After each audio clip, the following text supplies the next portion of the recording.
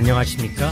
미국 주식을 쉽게 풀어주는 베가스 폭력에게 미국 주식 이야기입니다. 오늘도 자칭이 아닙니다. 타칭, IT, 테크, 반도체를 잡다하게 아우르고 계시는 전문가 밥 아저씨를 이 자리에 모시고 실적을 발표한 아이들의 실적 점검과 아울러 전망을 한번 들어보겠습니다. 잘 지내셨나요, 밥 아저씨? 네, 안녕하세요. 베가스님 잘 지냈습니다. 자꾸 전문가라고 불러주시는데 저 전문가 아니고요. 그냥 블로거입니다, 블로거. 그러니까 예, 뭐 편하게 타칭 들어주시면 전문가지 자칭 좋겠습니다. 전문가는 아니니까 뭐 걱정 안 하셔도 네. 돼요. 제 기준에서 전문가인 거지.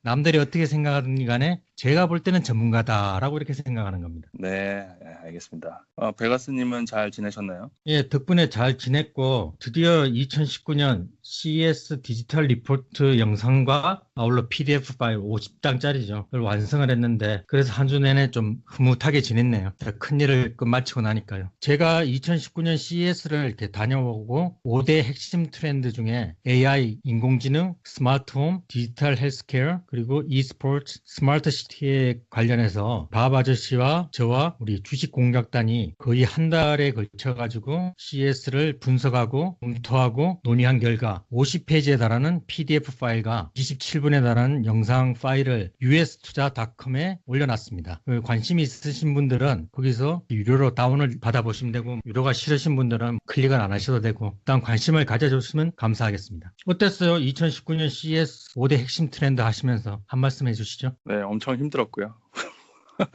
우리 밥 아저씨의 열정과 혼과 모든 걸 빨대로 이렇게 쭉 뽑아낸 거죠, 이게. 네, 이거 근데 재밌었어요. 개인적으로 미래의 트렌드를 볼 수 있으니까 좋았던 것 같습니다. 앞으로 투자하는데 좀 도움이 많이 됐던 것 같아요. 예, 그럼 본론으로 들어가서 오늘 순서는 AMD, 그리고 마이크로소프트, 애플, 페이스북, 퀄컴 순으로 한번 이야기를 진행해 보겠습니다. 먼저 AMD부터 한번 살펴보죠. 네, 자, 먼저 화요일에 실적을 발표한 AMD를 보겠습니다. 시장에서는 지난주 실적을 발표했던 인텔의 CPU 데이터 센터 수요 감소가 있었고, 또 가이던스를 갖춘 엔비디아의 암호화폐 GPU 재고 이슈가 있었죠. 이것과 더불어서 마찬가지로 데이터 센터용 GPU 수요 감소에 따라서 AMD도 혹시 실망스러운 실적을 내놓지 않겠느냐 이런 전망이 있었는데요. 예상치에 부합하는 Q4 EPS 0.08달러를 발표했습니다. 매출은 1.42빌리언 달러로 월스트리트의 컨센서스 1.45빌리언 달러에 살짝 못 미치는 미스를 내긴 했으나 그 차이가 않다는 평이 있었죠. 매출은 YOY 기준 6%의 상승을 보였는데 이는 대부분 컴퓨팅 앤 그래픽스 분야의 9%의 성장에서 비롯되었는데요. 특히 라이젠, 에픽 이런 CPU의 성장세와 데이터 센터 GPU의 성장세가 돋보였다고 리사수 CEO가 강조했죠. 암호화폐 수요 하락에 따른 GPU 재고 이슈가 데이터 센터 GPU 수요의 증가로 일부 커버되었다 이렇게 말했는데요. 그러나 Q1 가이던스 역시 발표했는데 인텔의 엔비디아의 가이던스랑 크게 다르지 않았어요. Q1 매출은 GPU 재고 이슈 랑 그리고 데이터 센터 수요 감소로 약 1.2에서 1.3빌리언 달러를 낼 것으로 가이던스를 냈고 이거는 컨센서스 1.47빌리언 달러에 못 미치는 예상치였죠. 근데 그럼에도 불구하고 실적 발표 이후 장외 시간에 주가는 약 10%의 상승을 보여서 의외다라는 평이 있었습니다. 동시간에 발표한 애플의 실적 발표 이후에 이제 기술주의 흐름이 좋았잖아요. 그런 상승 흐름을 덩달아서 탔다는 그런 평도 있고요. 하지만 주목할 것은 리사스 CEO가 데이터 센터 CPU 그리고 특히 GPU 매출의 증가가 전체 매출의 약 15% 정도를 끌어올렸다라고 발표한 점입니다. 그러니까 불과 2년 전만 해도 데이터 센터 GPU 마켓시어가 거의 없었고 0에 가까웠는데 어느새 두 자릿수 마켓시어를 가져왔다는 이런 말을 하니까 시장이 괜찮구나 이런 식으로 반응을 하고 있는 분위기인 거죠. 또 주목할 만한 점은 AMD가 역시 다른 반도체 기업들과 같이 2019년 전반기는 쉽지 않을 것으로 전망을 했어요. 하지만 7나노미터 기반 CPU와 GPU 신제품이 금방 나오잖아요. 이거에 대한 자신감을 굉장히 강하게 내비쳤다는 점이에요. 그러니까 단기적으로는 시장 전반에 걸쳐서 마찬가지로 다른 회사들과 똑같이 어려울 수 있지만 향후 CPU에서 인텔과의 경쟁 그리고 GPU에서 엔비디아의 경쟁에서 조금이라도 마켓쇼를 더 가져올 수 있다면 AMD는 좋을 것이다. 이렇게 전망하는 의견이 많은 것 같습니다. 하지만 AMD는 변동성이 엄청 크잖아요. 그러니까 좀 주의할 필요가 있겠죠. 예, 잘 들었습니다. 개인적으로 AMD의 경우에는 몇 년간 천하의 개잡주로 인텔에 치이고 그리고 엔비디아에 밟히면서 잡초와 같은 생명력을 유지하면서 여기까지 병든 몸을 질질 이끌고 왔는데 GPU나 CPU 2인자로서의 가능성은 있다는 이야기군요. 그런데 이제 변동성은 크기 때문에 뭐 매매에서 조심을 해야 된다고 하는데 여기서 급질문 하나 들어가겠습니다. 개인적으로는 AMD를 보유하고 있지 않은데 밥 아저씨께서 생각하시는 AMD에 대한 견해와 요즘 또 AMD를 투자를 하시려고 하시는 분들에게 매수와 매도 추천이 아닌 팩트에 근거한 썰을 한번 풀어주시죠. 가능하신가요?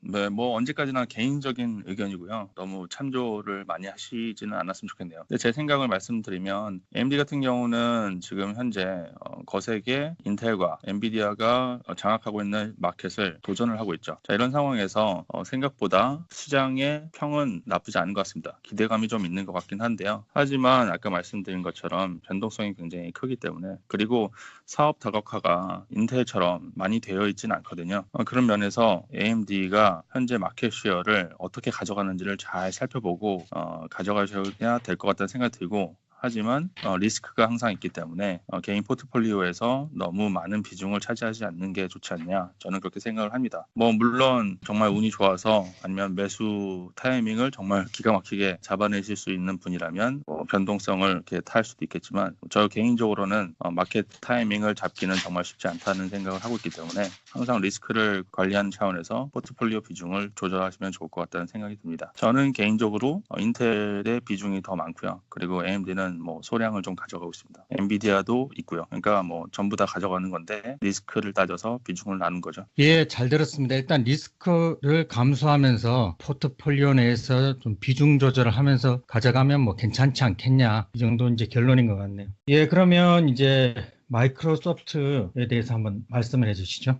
수요일 날 실적 발표를 한 마이크로소프트의 경우는 Q2 non-GAAP EPS가 1.1불로 컨센서스를 0.01불 차이로 아주 조금 상회하였죠. 하지만 매출은 컨센서스보다 약 20밀리언 달러를 소폭 하회한 32.47빌리언 달러를 발표했는데요. 이에 따라서 장외 주가가 마이너스 2% 하락하기도 했습니다. 하지만 다음 분기 가이던스는 월가의 컨센서스에 부합하는 예상치를 내놓았고 또 매출 또한 YOY 기준 12%의 매출 성장을 보였기 때문에 대체적으로 괜찮았다라는 평이 있죠. 매출을 좀 세부적으로 들여다보시면 Productivity and Business Process 사업부는 약 13%의 매출 성장을 보였고 퍼스널 그러니까 개인 컴퓨팅 사업부는 7%의 성장을 보였죠. 이제 윈도우 OEM 부분만 살짝 하락이 있었지만 기업용 또는 개인용 오피스나 윈도우의 제품 그리고 클라우드 서비스, 링크드인, 서피스 노트북, 엑스박스, 게이밍 모두 성장세를 보였다는 겁니다. 특히 서버와 관련된 제품 그리고 클라우드 서비스 부분, 애저, 엔터프라이즈 서비스 부분의 인텔리전트 클라우드 사업부는 가장 큰 20%의 매출 성장률을 발표했는데요. 그 중에서도 애저의 매출 성장률이 76%였다고 밝혔죠. 그런데 어떤 뉴스에서는 애저의 작년도 Q2의 매출 성장률은 98%였는데 이번에는 76%밖에 안 되니까 클라우드 부분의 성장세가 둔화되고 있는 거 아니냐 이런 우려의 목소리도 있어요. 여전히 76%는 엄청나게 큰 성장세이죠. 사티아 나텔리 CEO 역시도 실적 발표를 하면서 가장 맨 처음으로 상업용 클라우드 사업부 그리고 애저의 성장성을 강조했는데요. 이런 상업용 클라우드 매출 성장세가 향후 기업이 올바른 방향으로 가고 있다는 증거고 또 그 시장은 아직 초기 단계이기 때문에 향후 성장성이 기대가 된다 이렇게 말했습니다. 그리고는 리테일,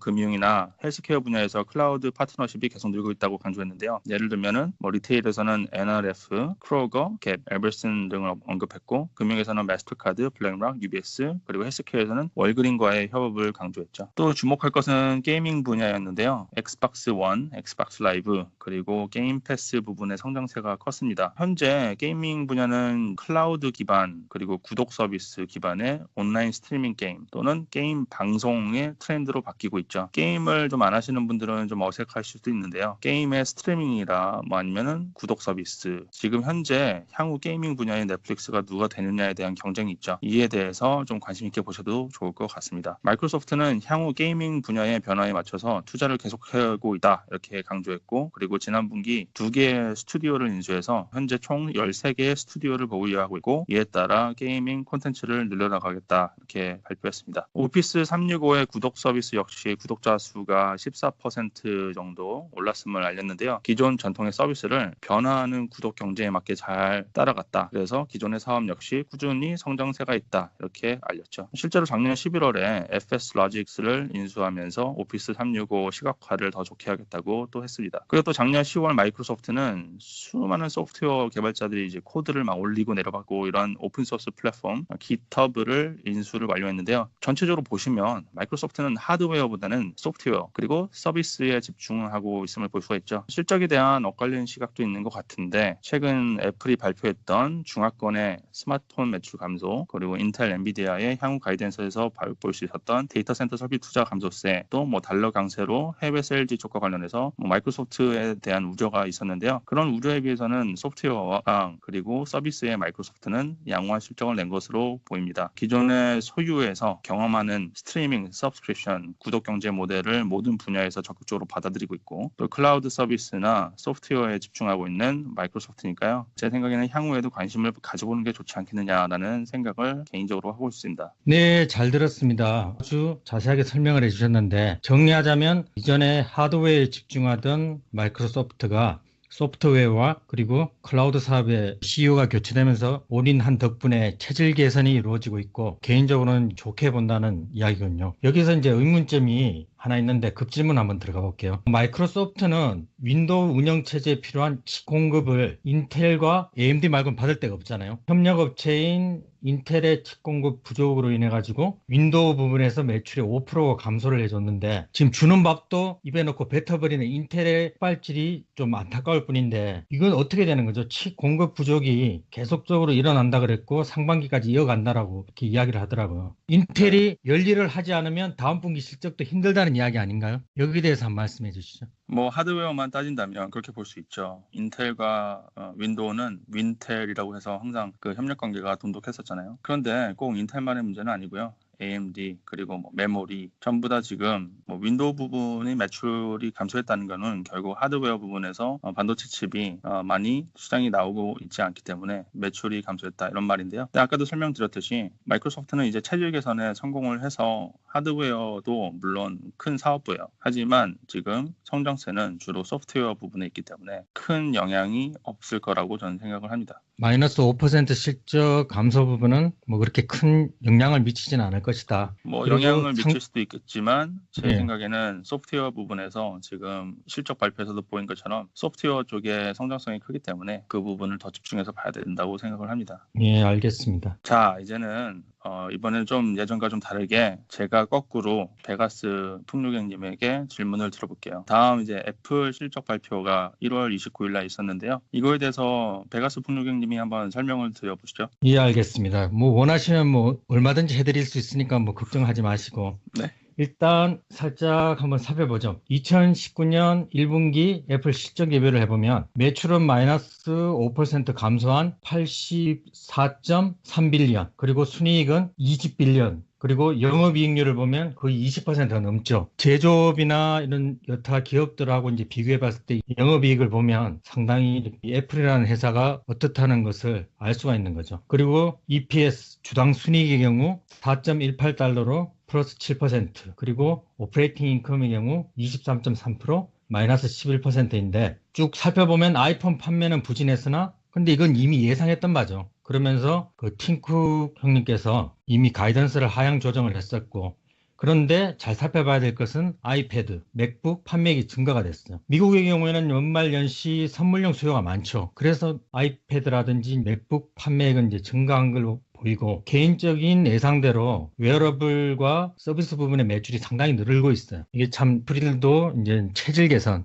즉 아이폰 판매 비중이 높다 보니까 아이폰 판매가 안 되면 실적이 왔다 갔다 한 경우가 많았는데, 웨어러블하고 서비스 부분에서 매출이 상당히 늘고 있다는 게 참 고무적이고요. 2019년 CES에서도 많은 기업들이 전시한 제품들을 보면 웨어러블 기기, 특히 헬스케어 쪽에 전시물들이 많았어요. 그렇다면 투자 아이디어를 얻을 수 있는 게 애플워치가 앞으로 많은 노인분들이 착용을 하면서 활용이 될 거란 걸 예상을 하고 있고요. 여기에 지금 추가된 기능들이 심전도 체크 기능이나 낙상 방지 기능. 낙상 방지 기능의 경우 이미 한 사람을 살려냈고 그러면서 이제 세간의 화제가 됐었는데 아마 미국부터 연세가 많으신 분들에게 가족들이 선물용으로 애플워치를 많이 사용하지 않을까 생각해보고 향후 더 다양한 개인들의 건강 데이터들이 축적이 되고 기능들이 이제 보강이 될 거라고 보고요. 그리고 다음으로 살펴볼 게 지역별로 중국에서 완전히 폭망을 했죠. 마이너스 27%가 나오면서. 그런데 반대급부로 생각을 해보면 미중 무역 분쟁이 잘 타결된다면 뭐 더 망할 게 있겠어요? 지금이 아마 중국 매출에서는 바닥이 아닐까. 중국도 소비를 진작시킬 수 있는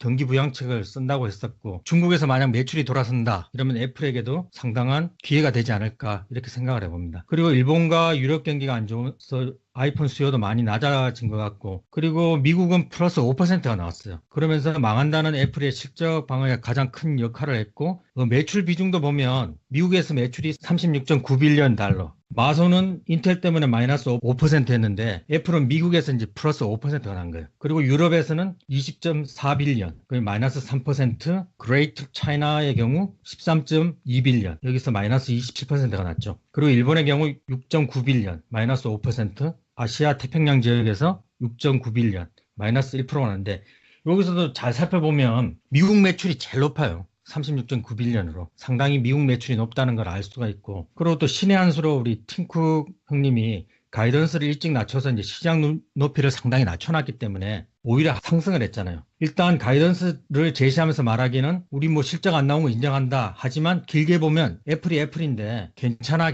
하고 이렇게 립 서비스까지 이제 시전을 해줬기 때문에 그러면 잠깐만요. 여기서 제가 급질문을 하나 드리겠습니다. 드디어 이거 복수하시는 건가요? 복수의 시간이 왔습니다. 애플 같은 경우는 지금 사실 그러니까 스마트폰에 수요가 줄고 있고 모바일 폰에 수요가 주는 거는 뭐 전 세계적으로 이미 다 알고 있는 것이고 하지만 또 이제 거기다 미중 무역 분쟁 때문에 추가로 타격을 보고 있다. 뭐 그런 것까지는 알겠습니다. 미중 무역 분쟁이 잘 해결된다면 다시 턴어라운드 할 수 있다. 이런 식으로 잘 이해가 되는데요. 하지만 지금 현재로는 스마트폰의 이후에 새로운 제품에 대한 우려가 있잖아요. 그러니까 서비스 분야가 점점 좋아지고 있긴 하지만 얼마 전에 뭐 자율주행차 부분을 아예 사업부를 정리를 했다. 웨어러블 시장도 아직 뭐 그렇게 커질지 모르겠다. 헬스케어도 잘 모르겠다. 이런 식으로 향후에 정말 진정한 혁신이 좀 부족하지 않느냐 이런 평이 있는데 그거에 대해서는 어떻게 생각을 하시나요? 애플에 대한 개인적인 입장을 이야기하면 되는 거잖아요. 저번 유튜브에서도 밝혔듯이 변한 건 없어요. 첫 번째 뭐 미중 무역 분쟁이 타결이 되고 중국에서 소비가 일어난다면 좋게 돌아갈 것 같고 지금 약간의 조짐이 보이고 있는데 달러 약세가 진행된다면 실적이 또 향상이 될 거고 아이폰만의 매출이 아닌 아까도 이야기했지만 서비스와 헬스케어 부분에서 잘 끌어가고 있는 것 같아요. 지금까지는. 가장 중요한 건 신에게는 아직 130빌리언의 현금이 남아있다. 이게 무슨 뜻이냐면 한국 돈으로 따지면 130조가 그렇죠. 넘죠. 한 145에서 150조인데 말이 130빌리언이지 이게 삼성전자 반개를 사고도 남는 돈이거든요. 네, 예, 네. 현재 현금을 통해서 이제 인수합병으로 새로운 먹거리를 찾을 것이다라고 보고 개인적으로는 이게 애플을 보유하고 있지만 배당 증액보다는 저는 투자를 좀 더 공격적으로 했으면 좋겠다 하는 바람을 가지고 있어요. 네, 알겠습니다. 뭐 저도 동의하는 부분이고요. 워낙 현금이 많기 때문에 여러 가지 세금 혜택도 보았고 그렇기 때문에 항상 문제가 있을 때 새로운 사업을 좀 적극적으로 남들보다 공격적으로 해나갈 수 있다는 부분이 있다는데 동의를 합니다. 자, 그러면 그 다음에 또 기세를 이어서 페이스북이 또 실적 발표를 했는데요. 이건 역시 베가스 풍류경님이 한번 설명을 해주시죠. 애증의 페이스북은 2018년 4분기에 실적 발표를 했는데 일단은 뭐 시장 예상치를 웃돈 분기 실적을 공개를 했고 그게 가장 중요한 게 페이스북 같은 경우는 이제 사용자 수가 얼만큼 많느냐에 따라서 광고 매출이 왔다 갔다 하기 때문에 월간 액티브 유저 즉 활성 사용자 수가 얼마인지가 가장 중요하죠. 2.32빌리언 그러니까 23억 2천만 명 단일 플랫폼으로는 이렇게 많은 사용자가 있는 플랫폼이 없죠. 그리고 저도 페이스북을 쓰고 있는데 요즘 뭐 장성급 군인들이라든지 유명 정치인 그리고 아주 이쁜 아가씨들이 친구 요청을 많이 해주시고 있어가지고 제 버튼 누르기가 이제 귀찮을 정도인데 만약 페북 관계자분께서 이 방송을 듣고 계시면 제발 좀 해결해 주셨으면 감사하겠습니다. 워낙 유명 인사가 되셨군요, 이제.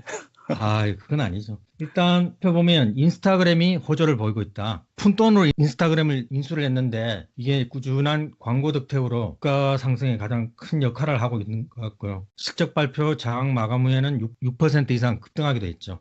페이스북의 매출을 살펴보면 16.9빌리언 달러로 작년 동기 대비 30% 증가가 되었고 순이익의 경우에도 6.9빌리언 달러로 61%가 증가가 됐어요. 그리고 EPS 즉 주당 순이익의 경우도 2.38달러로 작년 동기 대비 65%가 증가가 됐습니다. 광고 매출을 살펴보면 16.6빌리언으로 30% 향상을 보였고 그리고 결제와 각종 수수료 부분에서 274밀리언으로 42% YOY 기준으로 향상을 보였어요. 지역별 매출을 보면 전 세계적으로 이제 고른 매출 신장세를 기록을 하고 있는데요. 24%에서 34% 정도. 지금 유튜브를 보시고 있는 분들은 이렇게 그림을 보시면 한눈에 알아볼 수가 있겠죠. 일일 활성 사용자 수는 1.5빌리언, YOY 기준으로 9%가 향상이 됐고 월간 사용자 수는 2.3빌리언으로 9%가 향상이 됐고 마크 주크버그 CEO의 경우에도 가이던스를 발표를 하면서 현재 회사가 이제 가장 큰 사회적 이슈에 집중을 하고 있고 그리고 회사 운영 방법을 근본적으로 이제 바꾸고 있는 상황이고 소셜 미디어를 통해서 사람들을 연결하는데 더 새롭고 직관적인 방법에 이제 투자를 열심히 하고 있다고 이렇게 밝혔어요. 쉽게 말해서 살아남기 위해서 열심히 체질 개선을 하고 있다는 말을 이렇게 어렵게 에둘러서 이제 이야기를 하고 있는데 주목해야 될 것은 모바일 광고 매출이 93%라는 게 보이시죠? 모바일 광고 매출이 가장 많이 일어나고 있고 매출 비중에서 93%를 가지고 있다는 게 가장 중요하다는 거죠. 캐피탈 익스펜디처스를 이제 줄여서 이제 카펙스라고 이야기를 하는데 이 고정자산 투자의 경우에 4.37빌리언으로 미래의 이윤을 창출하기 위해서 이제 지출된 비용이에요. 아마 이게 데이터 센터가 되지 않을까 이렇게 생각을 해보고 있고요. 왜냐 페이스북으로 올리면 많은 동영상들이나 글들 그런 건 이제 저장할 수단은 뭐 페이스북의 고정자산으로서는 데이터 센터밖에 없겠죠. 네, 감사합니다. 또 급질문을 제가 또 하나 드려볼게요. 이건 예정에도 없던 건데 한번 해보시죠. 예정이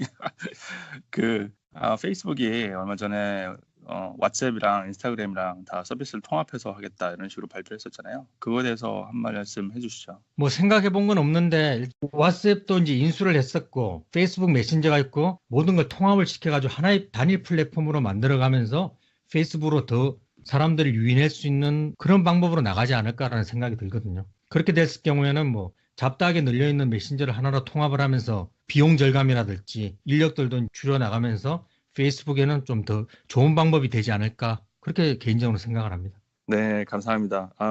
페이스북에 대한 생각 잘 정리해 주셔서 감사하고요. 그리고 자 이제 기사를 몰아서 이제 마지막 베가스 본부장님한테 제가 너무 오늘 많이 부탁을 드린 것 같은데 퀄컴에 대해서 한번 리뷰를 해주시고 그 다음에 제가 마지막으로 아마존에 대해서 정리를 하겠습니다. 먼저 퀄컴 실적 발표에 대해서 한번 설명을 해주시죠. 예, 퀄컴도 실적을 발표하고 아직도 뭐 주가는 형편없죠. 형편이 없는데 한번 살펴보겠습니다.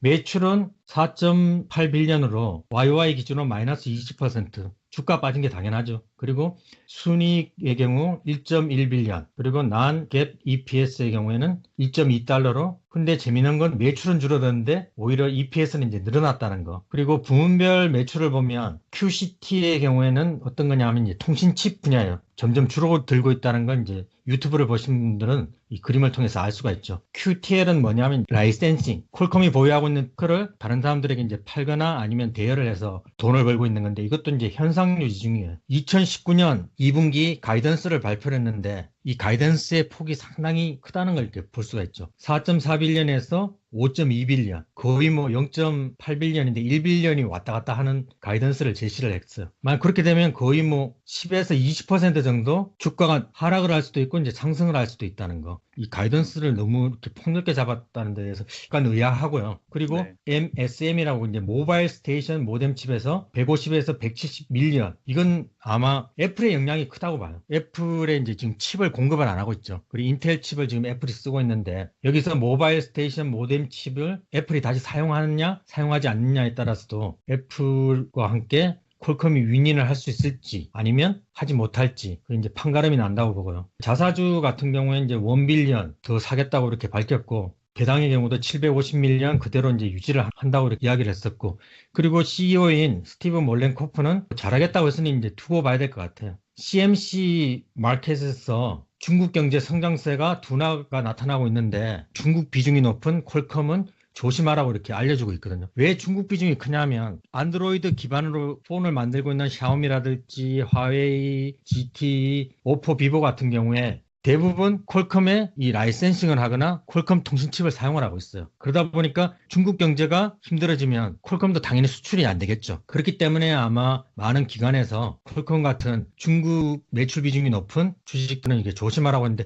일면 타당하지만 이면을 봤을 때는 이중 무역 분쟁이 잘 타결이 되고 중국 정부는 지금 소비 부양책을 많이 쓰려고 한다고요. 그런 거 봤을 때 동전의 양면이다. 어떻게 보면 이제 잘 풀릴 수도 있고 아니면 더 나빠질 수도 있다는 거. 만약 투자를 하신다면 변동성을 유념해 두시고 퀄컴도 투자를 해봐야 되지 않을까 이렇게 생각을 하고요. 2019년 CES에서 보니까 앞으로 5G가 상용화 될 거고 5G 폰들이 2월 20일부터 열리는 모바일 콩그레스에서 5G 폰들이 출시가 될 거라고요. 그리고 안드로이드 진영들은 다 퀄컴 스냅드래곤을 이제 장착을 해야 되고, 스냅드래곤 855 같은 경우에는 칩이라는 명칭이 아닌 플랫폼이라는 명칭을 사용하거든요. 이렇게 칩이라는 명칭을 사용하지 않고 플랫폼이라는 명칭을 사용하는 이유가 모뎀 칩하고 인공지능 칩, 여러 가지 칩을 삽입을 해가지고 하나의 플랫폼을 만든 거예요. 그렇다 보니까 이 플랫폼이라는 명칭을 쓰고 있는데, 일단 퀄컴도 저 개인적으로는 이렇게 보유를 하고 있고 퀄컴의 방향성에 대해 나쁘게 보진 않아요. 근데 반반이다. 중국 매출에 따라서 달라지기 때문에 만약 매매를 하더라도 조심해서 매매를 해야 되지 않을까 생각을 하고 있고, 이제 제가 급질문 한번 드려보겠습니다. 네. 우리 밥 아저씨 개인적으로 반도체 분야에서는 타칭 전문가시잖아요. 그러니까 아닙니다. 개인적인 전망을 어떻게 보는지 한번 이야기를 해주시죠. 네, 제 개인적으로 좀 생각을 해보면 퀄컴 같은 경우는 아무래도 스마트폰에 지금 수요 감소세가 있기 때문에 좀 상대적으로 같이 타격을 받을 수밖에 없는 구조였죠. 게다가 말씀하신 대로 중국의 안드로이드 진영이 퀄컴 칩을 많이 썼는데 최근에 많이 제재가 일어나고 있기 때문에 상대적으로 피해를 보고 있죠. 그런데 잘 생각해 보시면 통신이라는 것은 스마트폰이 지금까지 우리가 썼던 게 주요 통신 기기였기 때문에 스마트폰에 수요가 많았던 거지, 통신이라는 것은 아무데나 쓰일 수 있는 거죠. 특히나 지금 IoT 그리고 자율주행차, 점점 이런 식으로 통신이 중요해지는 시기가 오고 있잖아요. 데이터가 많이 움직이기 위해서는 고속도로가 필요한데 그게 바로 통신이죠. 더 많은 데이터가 이동하기 위해서 더 넓고 빨리 달릴 수 있는 고속도로가 생기는데 그게 5G잖아요. 그래서 이제 5G를 둘러싼 경쟁이 굉장히 심화되고 있는데 퀄컴이 바로 이런 부분에 진출을 하고 있는 거죠. 스냅드래곤 855 요거를 잘 보셔야 될 것 같아요. 이거에 대해서 CES 2019에서도 강력하게 광고를 했고 또 안드로이드 진영에도 많이 나올 것으로 예상을 했는데요. 제가 봤을 때는 이번에 퀄컴이 가이던스를 좋게 잡아서 지금 실적 발표 이후에 주가가 다시 반등을 하고 있는데, 베가시 풍류객님이 말씀하신 것도 굉장히 참신한 시각이에요. 저도 그렇게 생각을 하고 가이던스가 너무 높게 잡은 거 아니냐 이런 우려도 있습니다. 근데 앞으로 퀄컴이 실제로 마켓쉐어를 어떻게 가져갈지, 여전히 애플 쪽과 관련된 모뎀 칩이나 이쪽은 쉽지 않을 것이라고 생각해요. 지금까지 애플이랑 여러 가지 특허 분쟁이 있었잖아요. 그거에 대한 우려가 있으니까 향후 단기적으로는 마켓쉐어를 잘 봐야 된다. 하지만 장기적으로 봤을 때 통신은 4차 산업에서 가장 중요한 테마 중에 하나가 될 거기 때문에 퀄컴의 실적을 향후 잘 보시는 게 중요하다고 생각을 합니다. 예, 잘 들었습니다. 퀄컴도 실적을 잘 살펴보고, 그리고 특허들이 많잖아요. 특허들이 많고, 이후에 이제 5G가 상용화가 된다면, 그러니까 4G를 하던 애들이 5G로 넘어가기 때문에 상당히 수혜를 입을 수도 있다는 거. 일단 동전의 양면인 것 같아요. 중국 매출이 어떻게 나오느냐도 중요하고, 앞으로 벌어질 세상을 본다면 퀄컴이 차지하는 비중이 높기 때문에 장기적으로는 유념해 둬야 된다. 그런 것 같네요. 예, 다음으로 오늘 실적을 발표했죠. 지금 뭐 네. 한국에 계신 분들 중에서 미국 주식 중에 가장 많이 보유를 하고 있고, 미국에 계시는 분들도 상당히 관심을 많이 가지고 있고, 우리 일상생활을 많이 바꾸는 아마존의 실적 발표가 있었는데 지금 장 마감 후 실적 발표에 개떡락을 하고 있어요. 마이너스 5%까지 빠지고 있는데 거기에 대해서 한번 리뷰를 해주시죠. 사실 이번 주에 애플이 잘 나오고 생각보다 미리 낮춘 가이던스에 잘 부합되게 잘 나왔고, 그리고 또 페이스북도 오랜만에 반등을 했기 때문에 전체적으로 기술주 분위기가 좋았죠. 그래서 이제 대망의 아마존이 마지막으로 잘 나왔으면 했는데요. 오늘 목요일 장후에 아마존이 실적 발표를 했는데 Q4 EPS는 6.04달러로 예상치 5.68을 상회했고요. 그리고 순 매출액은 72.4빌리언 달러로 역시 예상치 71.9빌리언을 상회했죠. 그래서 어닝 서프라이즈를 내었어요. 영업이익도 보면 역시 3.8빌리언 달러로 전년 4분기에 2.1빌리언 달러보다 높았습니다. 이에 따라서 초반에는 주가가 3% 상승을 보였는데요. 좀 자세히 보시면 순 매출액의 61%를 차지하고 있는 북미 지역에서는 YOY 성장률이 작년 42%보다 낮은 18%를, 그리고 순 매출액의 29%를 차지하고 있는 글로벌 부분은 작년 29%보다 낮은 15%를 내어서 다소 성장세가 둔화된 모습이었어요. 특히 북미 분야는 상대적으로 성장세가 완만한 오프라인 마트, 홀푸즈가 처음으로 YOY에 반영이 되면서 성장세가 좀 둔화된 것으로 보인다는 평이었는데요. 그런데 주목할 것은 이와 다르게 아마존 웹 서비스 AWS의 성장률이 작년 대비 45%나 증가했다는 겁니다. 이것이 굉장히 인상적이었어요. 아마존은 버려들인 이익을 칼날 마진을 유지하면서 재투자하는 것으로 굉장히 유명하잖아요. 그래서 영업이익만을 본다면 AWS 부분이 2.2빌리언 달러로 작년 동기 대비 61%의 성장세를 보였고, AWS 부분이 전체 영업이익 3.7빌리언 달러의 거의 3분의 2 정도를 차지하는 모습을 보였다는 거, 이거를 좀 주목할 필요가 생각이 듭니다. 그러니까 아마존은 역시 아까 마이크로소프트처럼 클라우드 컴퓨팅 분야의 성장세 혜택을 보고 있는 거죠. 그리고 또 이외에 광고 부분 역시 매출이 한 95% 정도 상승해서 좀 주목을 받았던 것 같아요. 사실 그 전에 연속 2분기 동안 아마존은 매출이 예상치를 좀 뛰어넘지 못해서 우려가 있었죠. 이번 4분기는 지난 미국의 연말 쇼핑 시즌의 혜택으로 시장의 예상치를 좀 뛰어넘었다, 이런 평이 있습니다. 그러니까 특히 CEO 제프 베조스가 이번 실적 발표를 통해서 아마존 에코 음성 비서 서비스의 성공을 굉장히 강조를 했어요. 아마존의 디바이스 기기 판매 부분에서 역대 최고의 쇼핑 시즌이었다, 이런 식으로 얘기를 했는데, 특히 그 중에서 아마존 에코 닷이 전 세계에서 가장 잘 팔린 제품이었다라고 했죠. 2018년 동안 이제 꾸준히 투자를 통해서 알렉사가 질문을 듣고 반응하는 머신러닝 능력을 한 20% 정도 끌어올렸고, 그리고 알렉사의 스킬셋이 한 2배 정도 많아져서 8만 개 정도가 됐고, 또 알렉사랑 고객이 소통한 횟수를 세봤더니 2017년 대비 약 100억 번이 늘었다, 이렇게 했습니다. 또 알렉사와 연동되는 스마트홈 기기는 무려 4,500개의 브랜드에서 나온 28,000개의 제품이 있다 라고 했는데요. 여기서 멈추지 않고 앞으로도 계속 투자를 할 것이며, 인공지능 음성 비서 서비스 알렉사의 성능은 더 좋아질 거다, 이렇게 얘기를 했죠. 다음 1분기에 가이던스를 내었는데요.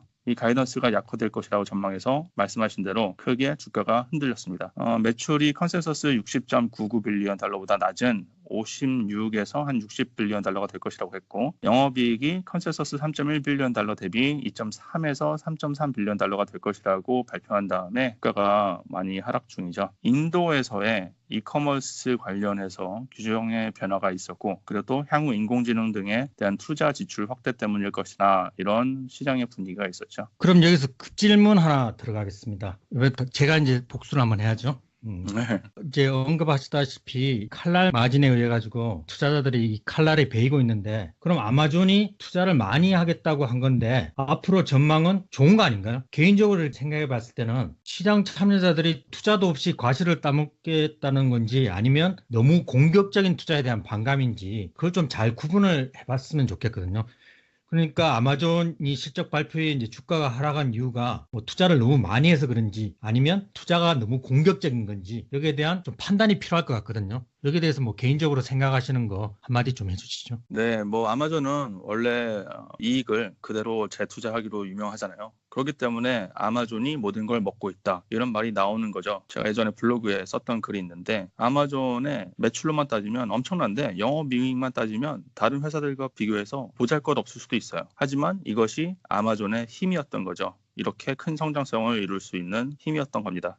제가 이런 거와 관련해서 그림을 하나 준비했는데요. 제가 며칠 전에 제 블로그에도 올렸던 글인데, 2019년 1월 28일에 가트너에서 2019년 그리고 2020년 글로벌 IT 지출 전망을 내놨어요. 유튜브를 보시는 분들은 이제 그림이 보이실 텐데, 가트너에서 바로 가져온 건데 그림이 그렇게 예쁘진 않네요. 어쨌든 여하튼 잘 보시면 2019년도, 2020년도에도 전체적인 오버롤, 그러니까 전체 IT 지출은 2018년도보다 오히려 늘고 있죠. 그러니까 지금 현재 미중 무역 전쟁이다, 브렉시트이다, 뭐 여러 이슈가 있는데 IT 지출은 전반적으로 계속 늘어날 것으로 전망한 거예요. 가트너의 부사장 존 데이빗 러블락이 또 뭐라고 했는지 잘 봐야 됩니다. 2019년 그리고 2020년에는 미래 성장을 위한 IT 지출이 분야별로 큰 변화가 있다. 이미 성장세가 둔화된 스마트폰 또는 PC, 온프레미스 데이터 센터 인프라의 지출은 줄어들고 클라우드 서비스와 IoT 장비 지출이 늘어날 것이다 이렇게 말했는데요. 자, 표를 보시면 앞으로 클라우드로 산업 전반이 옮겨가면서 소프트웨어 부분의 지출 증가율이 2019년에는 8.5%, 2020년에는 8.2%로 높게 유지가 되는 걸 볼 수가 있죠. 상대적으로 데이터 센터 시스템은 성장세가 점점 줄어들고 있습니다. 제 생각에는 향후 아마존이 투자를 한 데는 다 이유가 있고요. 그리고 소프트웨어 쪽에 지출이 늘어날 것으로 예상이 됩니다. 클라우드 부분에서는 플랫폼에서 서비스 PaaS뿐만 아니라 소프트웨어에서 서비스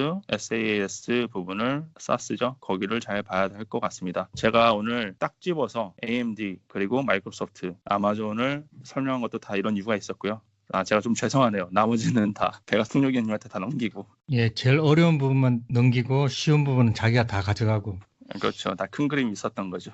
예, 일단 정리를 해보면 트렌드 자체가 하드웨어에서 데이터 센터를 운영을 하는데 필요한 소프트웨어 쪽으로 넘어간다는 게 가장 핵심적인 것 같네요. 제 말이 맞나요? 네, 맞습니다. 예, 잘 들었습니다. 그러면 이상으로 베가스 풍력에게 미국 주식 이야기를 마치겠습니다. 다음에 더 좋은 컨텐츠로 찾아뵙겠습니다. 좋아요, 구독하기는 필수 소비입니다.